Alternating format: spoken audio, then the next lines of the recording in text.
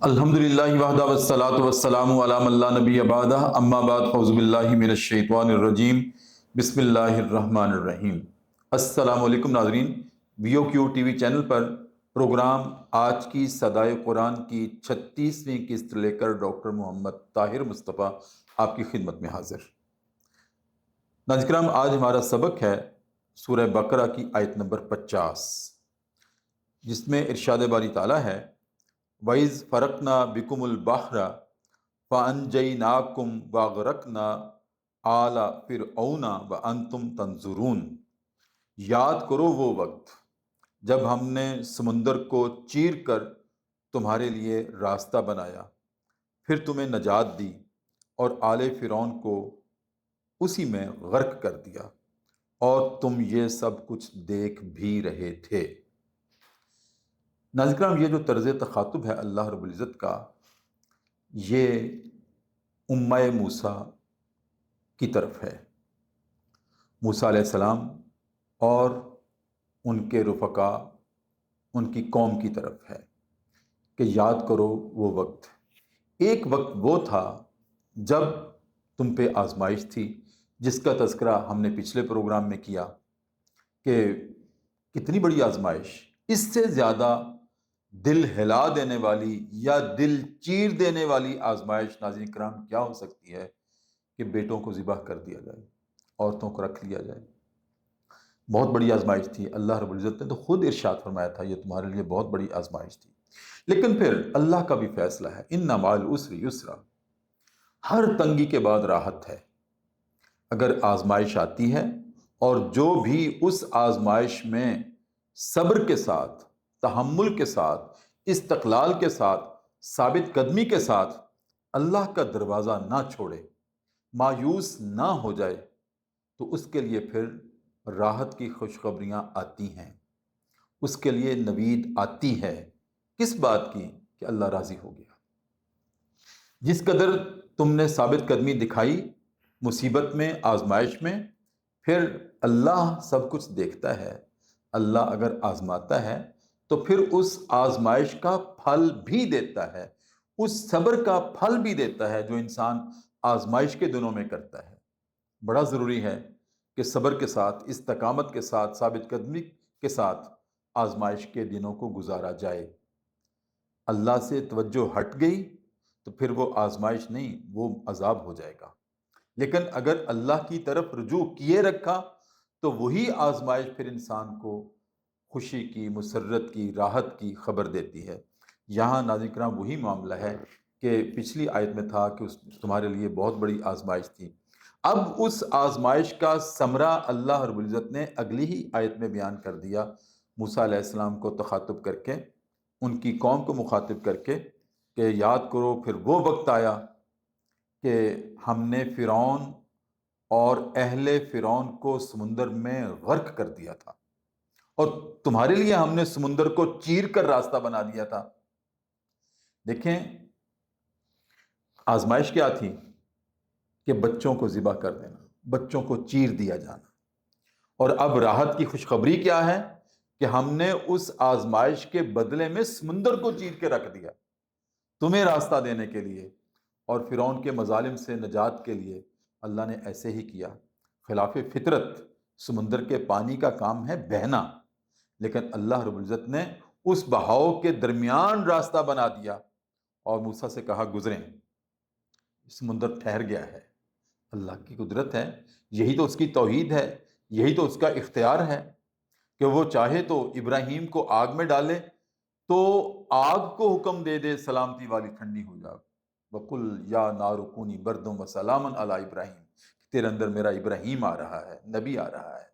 اے آگ، تیری فطرت میں جلانا ہے، لیکن تم نے اب جلانا نہیں ہے، ان کے لیے ٹھنڈا ہو جانا، اور ٹھنڈا بھی برف کی طرح نہیں، پھولوں کی طرح۔ اور یہاں بھی سمندر کو حکم دیا جا رہا ہے کہ اب بہنا نہیں ہے، اب ٹھاٹھے نہیں مارنی، اب لہریں نہیں اٹھانی، تمہارے اندر سے میرا نبی گزرنے والا ہے، لہٰذا ٹھہر جانا ہے اور چر جانا ہے اور درمیان سے راہ نکال دینی ہے۔ سمندر نے ناظرین کرام ایسے ہی کیا۔ اب یہ سارا پس منظر کیا تھا، منظرنامہ کیا تھا اس پہ ہم گفتگو کرنے والے ہیں۔ اور اس کے پیچھے ہی جب اللہ رب العزت نے سمندر کو چیر کر حضرت موسیٰ کو نجات دی اور امہ موسیٰ کو نجات دی، تو پھر فرعون کو گزارا۔ جب فرعون کو گزارا تو پھر اللہ رب العزت نے حکم دے دیا سمندر کو، اب مل جاؤ۔ اور یہ جو دشمن موسیٰ پیچھے آ رہا ہے، جو اپنے آپ کو خدا سمجھتا ہے، اب اس کو غرق کر دینا ہے، اور اس کو پانی کے ذریعے سے ناظرین کرام اللہ رب العزت نے غرق کیا ہے۔ اس پہ گفتگو کرنے والے ہیں ناظرین کرام آج کے پروگرام میں، اور گفتگو فرمانے کے لیے میرے ساتھ تشریف رکھتے ہیں مستقل ہمارے صدائے قرآن کی زینت جناب مولانا محمد اکرم محمدی۔ آپ بیت القرآن سے صدائے قرآن کی طرف آتے ہیں۔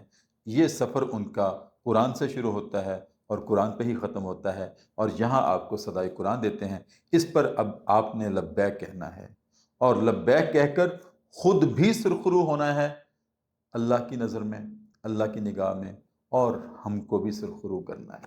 ناظرین کرام چلتے ہیں مولانا محمد اکرم محمدی کی طرف۔ السلام علیکم ورحمۃ اللہ۔ وعلیکم السلام ورحمۃ کیسے اللہ مزاج؟ وبرکاتہ۔ ٹھیک ہے۔ الحمدللہ، تبارک اللہ استاد محترم۔ سورہ بقرہ آیت نمبر 50، جی جس کا مقدمہ میں نے آپ کے سامنے رکھا۔ جی استاد محترم، اللہ تعالیٰ کا اس دنیا کے حوالے سے ایک باقاعدہ طور پر نظام ہے، اور اس نظام میں یہ طے ہے کہ وہ زندگی نہیں جس میں آزمائش نہیں، واہ، وہ زندگی نہیں۔ اور اس کے لیے رب العزت نے الفاظ بھی بڑے کمال ارشاد فرمائے ہیں، تلک الایام نداولها بین ہم دنوں کو الناس، پھیرتے رہتے ہیں۔ ہم دنوں کو پھیرتے رہتے ہیں۔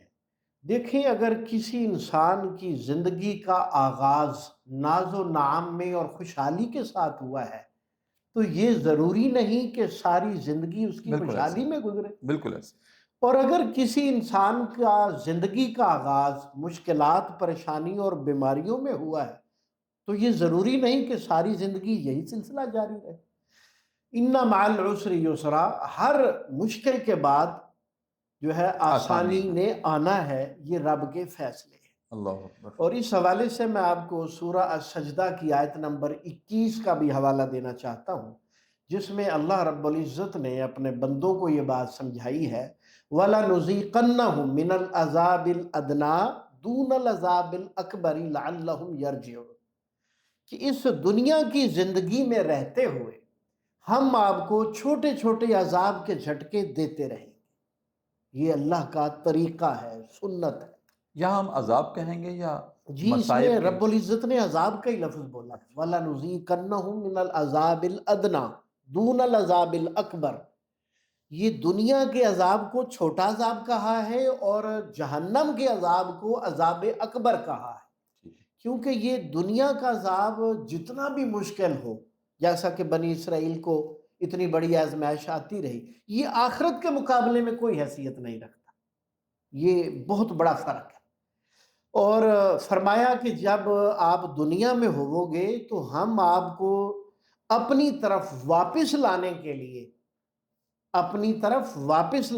لیے ہم آپ کو چھوٹے چھوٹے عذابوں کے جھٹکے دیتے رہیں گے، وجہ لعلہم یرجعون، تاکہ میرے بندے میری طرف واپس آ جائیں۔ اصل میں استاد محترم یہاں پر بنیادی نقطہ یہ ہے کہ انسان کی طبیعت ہی کچھ ایسی ہے فطرتی طور پر کہ اسے سمجھ نہیں آتی کہ میں غلط راستے پہ چلا گیا ہوں یا صحیح راستے پر ہوں، پھر تو اسے سمجھانے کے لیے جھٹکا دینا ہی وہ پڑتا ہے۔ جھٹکا ضروری ہے۔ ہاں جی، اس کو سمجھانے کے لیے جھٹکا دینا پڑتا ہے، اور جب اسے جھٹکا لگتا ہے تو جھٹکے سے آہ نکلتی ہے، اور اس آہ میں اللہ یاد آتا ہے، پھر اسے پتہ چلتا ہے میں تو بھٹک گیا ہوں۔ کیونکہ انسان امت ہے، نبی نہیں ہے۔ جی بالکل ایسے۔ وہی نبی پر آتی ہے جی جی بتانے کے لیے، اے ایسے۔ نبی یہ راستہ آپ کا ہے۔ جی جی انسان تو اس نبی کی امت ہے نا، تو ہم امت ہیں، تو ہمارے لیے پھر رخ موڑنے کے لیے ہمارا یہی جھٹکے ہی ہمارے کام آتے ہیں۔ جیسے موجودہ دور میں اس وقت ہمارے پورے پاکستان میں جدھر جدھر سے دریا گزر رہے ہیں، وہاں جو ہے سیلاب اس قدر آیا ہوا ہے کہ ایسے انسان بھی دنیا میں اس وقت دیکھے جا رہے ہیں کہ وہ کروڑ پتی تھے اور اس وقت زیرو ہے، کھانے کے لیے بھی کچھ نہیں، تلک الایام نداولها۔ تو یہ منظر کشی جو اس وقت پاکستان میں طاری ہے، یہ اس بات کی دلیل ہے میرے بندو میری طرف واپس لوٹ آ، اور تمہاری یہاں زندگی کی ڈگر غلط جا رہی ہے، صحیح، تم واپس آ جاؤ، میری طرف رجوع کرو۔ جب رجوع کریں گے رب معاف فرما دے گا، تو پھر رحمت آ جائے گی۔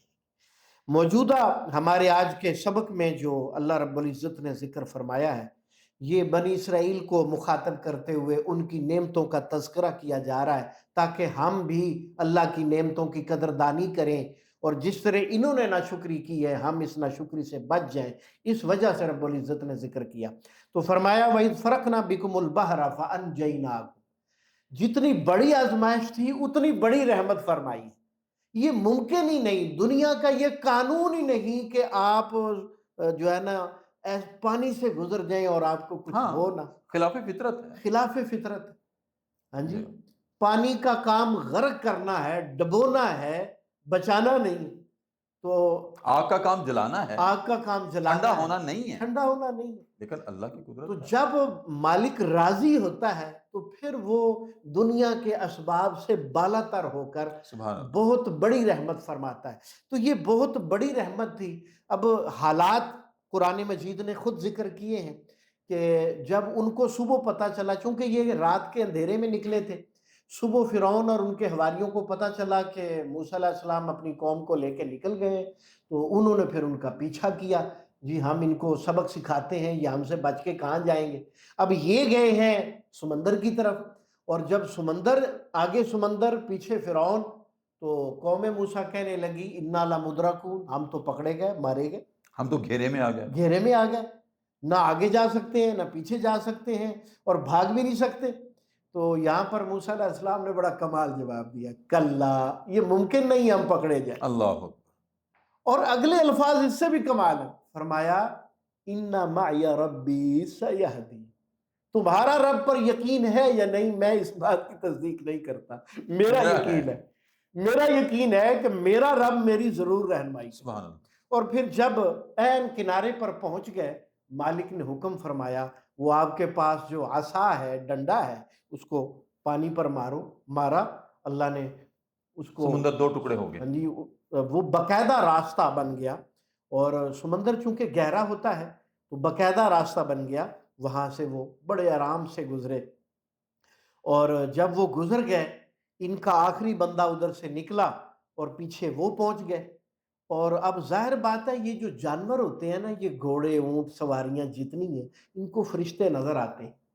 اچھا، ہاں جی، ان کی بصارت ہم سے بہت تیز ہے، اور ان کو جو ہے نا وہ فرشتے نظر آتے ہیں، اور خاص طور پر عذاب والے ان کو اچھی طرح نظر آتے ہیں۔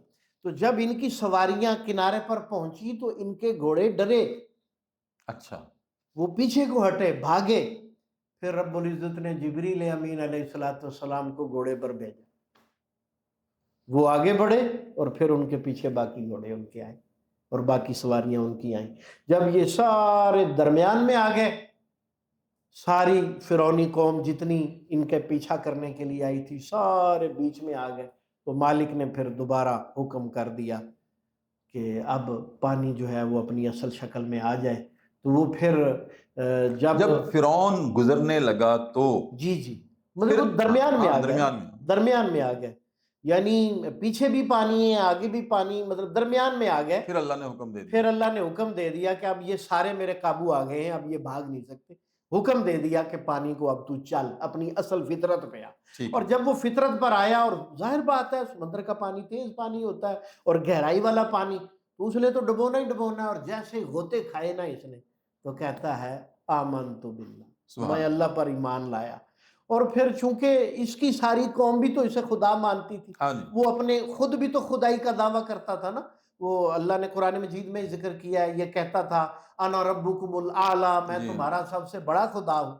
ہاں جی، اب کدھر گئی خدائی؟ ہاں جی، تو جب اس نے کہا نا کہ میں ایمان لایا اللہ پر، تو اس کو خود بھی سمجھ آ گئی کہ میری یہ بات کسی کو سمجھ نہیں آنی، تو ساتھ اس نے پھر وضاحت کی، رب موسیٰ و ہارون، میں ایمان لا رہا ہوں موسیٰ اور ہارون کے رب پر۔